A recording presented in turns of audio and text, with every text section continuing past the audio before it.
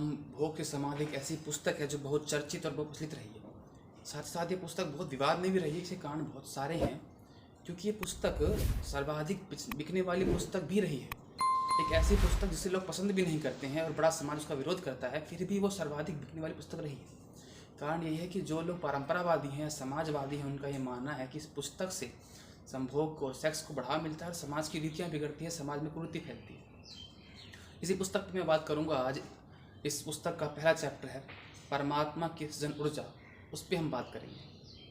नमस्कार मित्रों, मेरा नाम है आचार्य चैतन्य तीर्थ और हम बात करेंगे संभोग की समाधि के ऊपर। देखिए, इस चैप्टर का नाम है परमात्मा की सृजनात्मक ऊर्जा। इसके दो विषय हैं मुख्य, पहला है प्रेम और दूसरा है ईगो, अहंकार। अब ध्यान दीजिए कि ये स्पष्ट हो रहा है कि दो विषय पर बांटा गया है। विषय का नाम है परमात्मा संबंधित और विषय क्या है, दो, चैप्टर 1 में प्रेम और ईगो।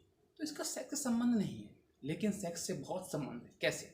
मैं कोट करता हूँ, जो कि ओशो का वाक्य है। ओशो ने कहा कि आवश्यकता है काम की पवित्रता और इसकी ईश्वरीय स्वीकृति की अनुभूति की। यानी कि ईश्वरीय अनुभूति है, उसको स्वीकार करना, और जो काम की पवित्रता उसको जानना, उसकी बहुत आवश्यकता है समाज में।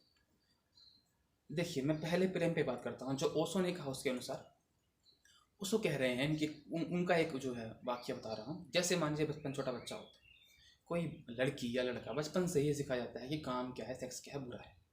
ठीक है, सिखाया जाता है, बिल्कुल। विवाह के बाद स्वाभाविक रूप से वो प्रक्रिया आती है, प्रेम में वो प्रक्रियाएँ होती हैं, सेक्स होता है, संभोग होता है। जब ऐसे में जब वो लड़की और लड़का विवाह के बाद संभोग करेंगे, सेक्स करेंगे, तो क्या उनके मन में रहेगा?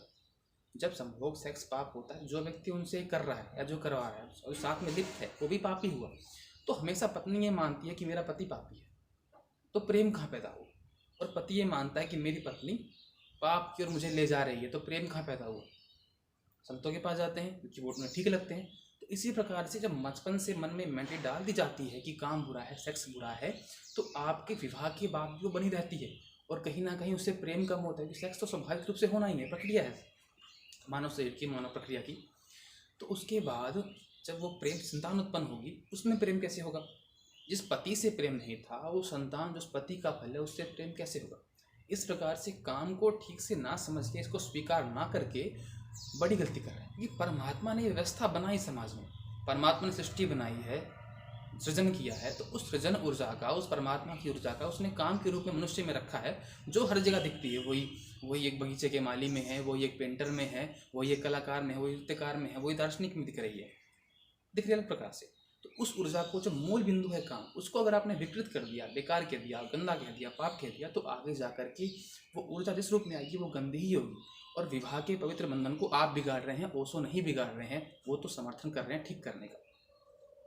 अब देखिए, विषय 2 था ईगो। ईगो यानी अहंकार। अहंकार इसलिए ओशो ने रखा क्योंकि ईगो की जो ईगो शून्यता, अहमनेस, वो कहाँ मिलेगी आपको? वो मिलती है समाधि में।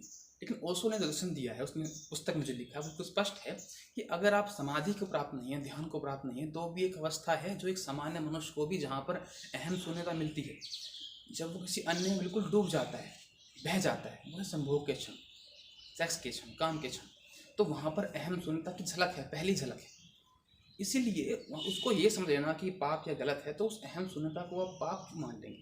लेकिन ये आवश्यक क्रम है, मनुष्य का एक आवश्यक क्रम है, जिसमें उसे गुजरना ही पड़ता है। हर मनुष्य उसे गुजरता है और उसको आवश्यक होता है, प्रक्रिया है, परमात्मा की देन है कि कहीं पर भी उसको नहीं मिल रहा है, तब भी वो जाने कि एक अहम शून्यता होती है, एक अवस्था होती है जहाँ पूरे प्रियतम में डूब जाते हो।